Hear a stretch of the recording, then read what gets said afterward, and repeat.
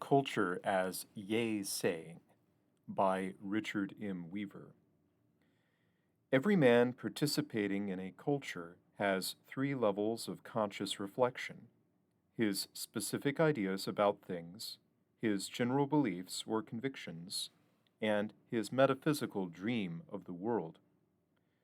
The first of these are the thoughts he employs in the activity of daily living. They direct his disposition of immediate matters, and so constitute his worldliness. One can exist on this level alone for limited periods, though pure worldliness must eventually bring disharmony and conflict. Above this lies his body of beliefs, some of which may be heritages simply, but others of which he will have acquired in the ordinary course of his reflection. Even the simplest souls find a few rudimentary conceptions about the world, which they repeatedly apply as choices present themselves. These, too, however, rest on something more general. Surmounting all is an intuitive feeling about the immanent nature of reality, and this is the sanction to which both ideas and beliefs are ultimately referred for verification. Without the metaphysical dream, it is impossible to think of men living together harmoniously over an extent of time. The dream carries with it an evaluation, which is the bond of spiritual community.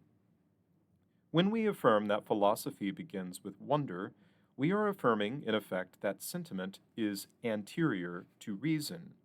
We do not undertake to reason about anything until we have been drawn to it by an affective interest. In the cultural life of man, therefore, the fact of paramount importance about anyone is his attitude toward the world. How frequently it is brought to our attention that nothing good can be done if the will is wrong. Reason alone fails to justify itself. Not without cause has the devil been called the prince of lawyers, and not by accident are Shakespeare's villains good reasoners. If the disposition is wrong, reason increases maleficence. If it is right, reason orders and furthers the good. We have no authority to argue anything of a social or political nature unless we have shown by our primary volition that we approve some aspects of the existing world. The position is arbitrary in the sense that here is a proposition behind which there stands no prior. We begin our other affirmations after a categorical statement that life and the world are to be cherished. It appears then that culture is originally a matter of yea-saying, and thus we can understand why its most splendid flourishing stands often in proximity with the primitive phase of a people, in which there are powerful feelings of oughtness directed toward the world, and before the failure of nerve has begun. Simple approbation is the initial step only. A developed culture is a way of looking at the world through an aggregation of symbols so that empirical facts take on significance, and man feels that he is acting in a drama, in which the cruxes of decision sustain interest and maintain the tone of his being. For this reason, a true culture cannot be content with a sentiment which is sentimental with regard to the world.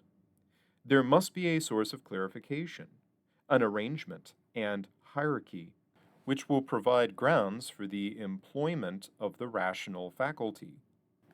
Now, man first begins this clarification when he becomes mythologist, and Aristotle has noted the close relationship between myth-making and philosophy.